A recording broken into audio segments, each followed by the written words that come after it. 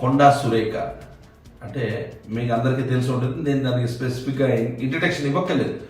ఈ కొండా సురేఖ పలు వివాదాల్లో ఇంతకుముందు గతంలో నాగార్జున ఫ్యామిలీ మీద కానీ గతంలో చాలా వ్యాఖ్యలు చేసి మళ్ళీ దాన్ని రివర్స్ తీసుకుని క్షమాపణ చెప్పిన దాఖలను మనం చూసాం. కానీ ఈ రోజు అదేంటంటే కేసీఆర్ మీద రాజకీయాలుగా విమర్శలు చాలానే చేస్తుంటారు, కానీ పర్సనల్ గా విమర్శలు చేసే ముందు ఎవరి మీదైనా కూడా సరైన ఆధారాలు లేనిదే విమర్శలు చేయకూడదు.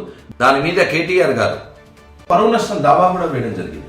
ఆ పరువు నష్టం దావాకి కనీసం ఆవిడ అటెండ్ కూడా కాలేక, అంటే కేవలం ఒక అట్లీస్ట్ అటెండ్ కాలేనప్పుడు బాధ్యతమైన మంత్రి పదవిలో ఉండి కోర్టుకి అటెండ్ కాలేనప్పుడు ఒక పిటిషన్, ₹1 ₹2 స్టాంపుతో ఒక పిటిషన్ వాళ్ళ లాయర్ ద్వారా పంపించి ఈ డేట్కి అటెండ్ కాలేకపోతున్నాను, నెక్స్ట్ డేట్కి అటెండ్ అవుతున్నాను ఒక పిటిషన్ దాఖలు చేసినా బాగుండేమో.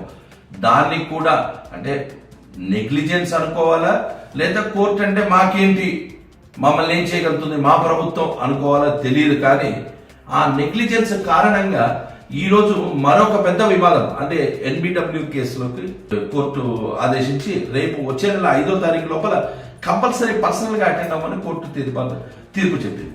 ఈ నేపథ్యంలో మనం వేచి చూడాలి అధిష్టానం, కాంగ్రెస్ అధిష్టానం ఎటువంటి నిర్ణయం తీసుకుంటా. అంటే ఇలాంటి తీర్పులు వచ్చినప్పుడు ఒక బాధ్యత గల మంత్రి పదవిలో ఉండి కోర్టు NBW వచ్చినప్పుడు చాలా చోట్ల మంత్రులు స్వచ్ఛందంగా రాజీనామా చేసిన దాఖలాలు మనం ఎన్నో చూసాం.